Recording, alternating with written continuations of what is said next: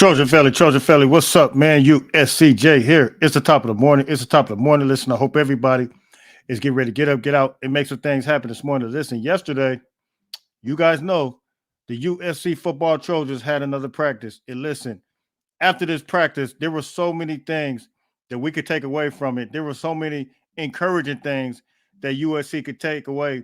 When you listen to some of these guys, man, whether it's Pepe, I think he was the superstar.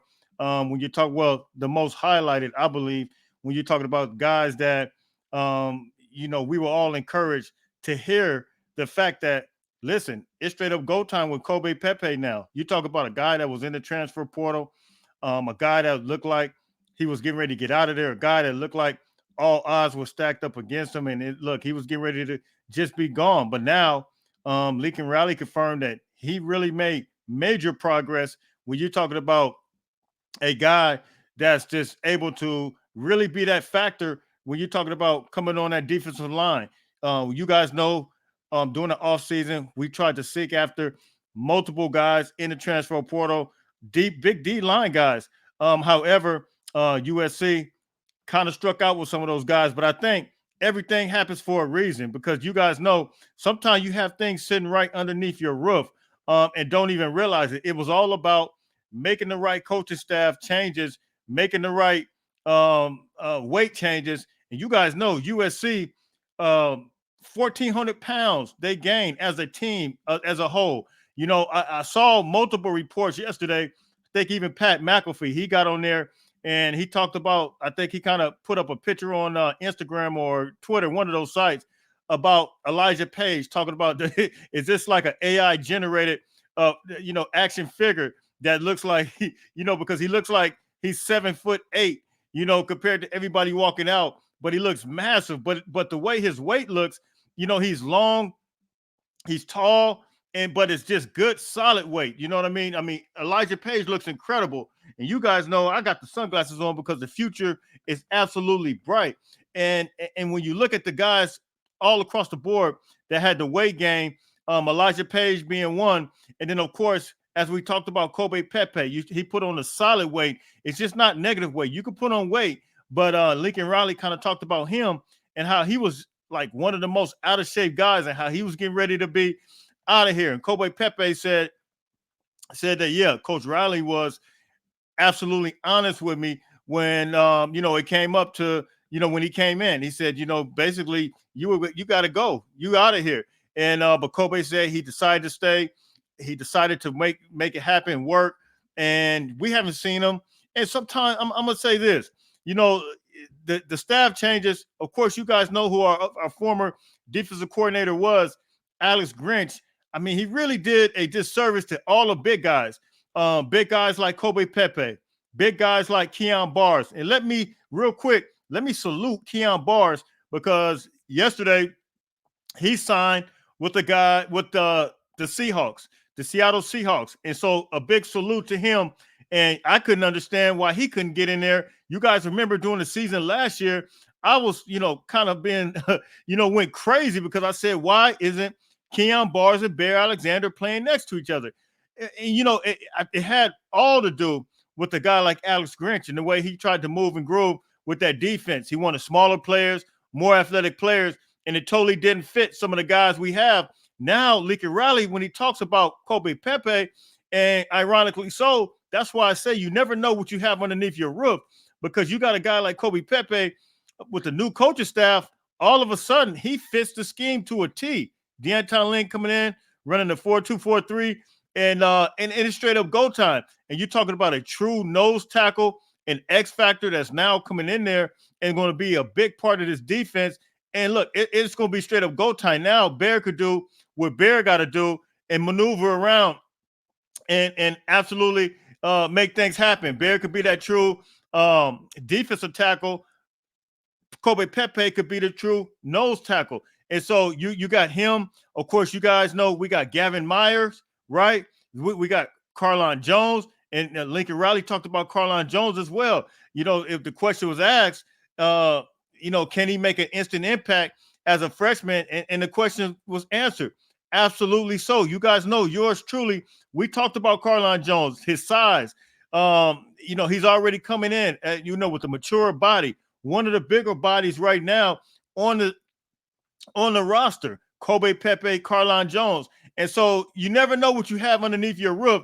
Now, the product just has to be, when you talk about a guy like Carlon Jones coming up, that's a big step from college, especially the Big Ten football. Physical guys, physicality is going to be incredible. And but I think a guy, if we got this guy in here now, we got coaches like Eric Henderson, Sean Newer that can absolutely coach these guys up. And I think it's straight up go time as it relates to that. So you guys can drop those comments, man. You guys can tell me what you think. And then, some of the other comments that were, very, very telling as it relates to Lincoln Riley, all of the staff, what Sean Newer had to say about the guys that the rush-in guys. I think, multiple guys right now, as it relates to the rush-in play, these guys are all in play, whether it's Braylon Shelby, whether it's Jamil Muhammad, multiple guys right now are in play. I want to listen to a little clip, some of the things that Sean Newer had to say in reference to them, because this defense is coming. The secondary is hitting on all cylinders. We'll talk about that in a second. But listen to some of the things that Coach Sean Newer, he had to say in reference to, if I can find it here, in reference to the rush-ins. Listen to this real quick.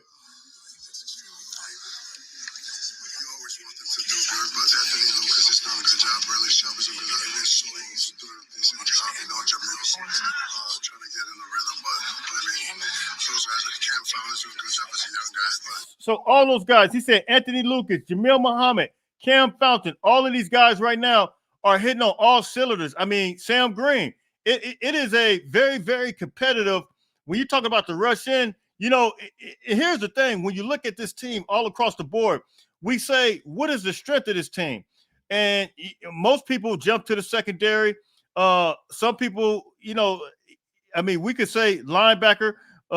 We talk about from a defensive standpoint. But look, the rush ins, this group is second to none. Sean Newer even mentioned a guy like Solo today. Solo's making some strides. How about a very, very impactful super veteran guy like Solo coming in there, because Solo can play. He's just been hampered by injuries, multiple injuries after injuries. So you talk about a guy like Solo, maybe coming in there doing some things. Jamil Muhammad coming in from a leadership standpoint. I think this thing all across the board is really shaping up. Now, with that being said, I had a question as it relates to this, and I got in a conversation with somebody yesterday, and you guys know I brought you a video talking about the analytics, what the matrix analytics is saying in reference to USC. They projecting USC, and I know it sounds far-fetched, but I'm gonna roll with it. The matrix analytics is saying and suggesting that USC against Ohio State in the Big Ten championship is only matrix analytics. It's and they got different things that they add within it. Of course, they include the coaching staff. They include multiple things.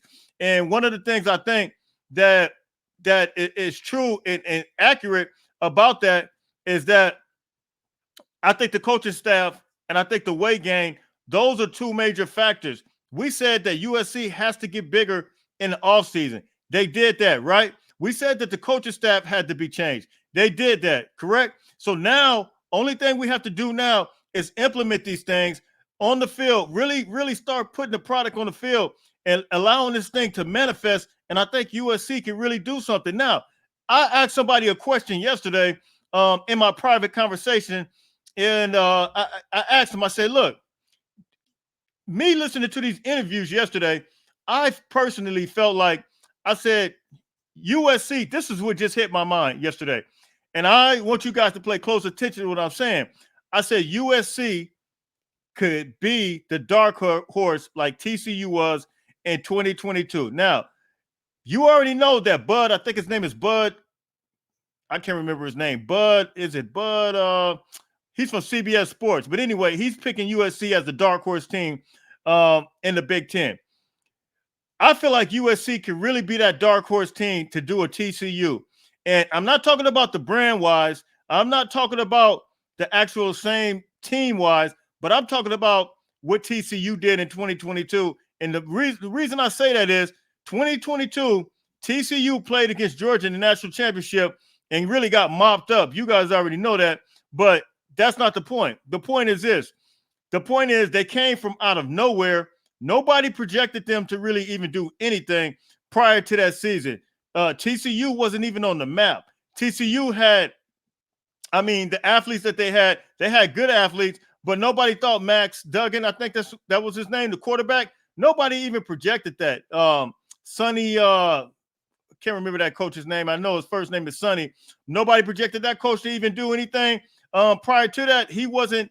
I think he even coached at, where did he coach at? I think he coached at Louisiana Tech. He coached at, did he coach at Cal? But anyway, the whole thing is TCU went all the way to the national championship.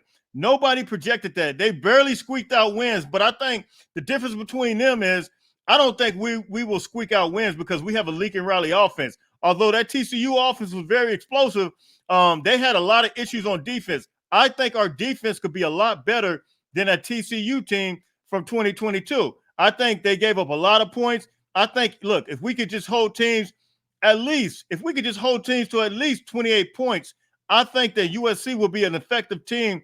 And I don't think that's hard to do with the staff like this. I think 28 points is not too much to ask when you're talking about the team, the personnel, because when you look at it, the main thing we have to focus on is stopping the run. Can USC stop the run?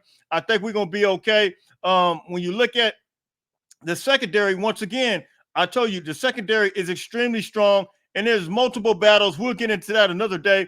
Multiple battles going on all across the board. But I think right now I'm feeling very confident. I'm feeling very optimistic. And I think that USC can do a TCU number from 2022. Man, you guys who dropped those comments in the comment section, you guys can tell me what you think. You guys already know where you can find me. It's USCJ32 on Instagram, USCJ32 on Twitter. Now, I'm about to get ready and get out of here. But you guys dropped those comments. I want you guys to tell me, what are your thoughts? Can USC do a TCU from 2022? I'm feeling like we can. And what are you guys' thoughts on everything? Even Kobe Pepe, some of the things that he had to say in reference to him getting ready to be out of here, but he decided to stay, man. Drop the comments. Hit me. Let me know what you guys think. Everybody that comes on, make sure you hit that like button. Make sure you hit that share button. It helps me out. It helps me out with the algorithms. You guys already know where you can find me. It's USCJ32 on Twitter, USCJ32 on Instagram. Listen, when you hit that click that like button, hit that share button, it helps me out. Listen, my analytics tells me over 100 and some thousand people every 28 days, the same ones, keep coming back. But you guys need to hit that like button, hit that share button, make them subscribers go up. Until later on, I'm out of here. Everybody stay blessed. Fight on, fight on, fight on.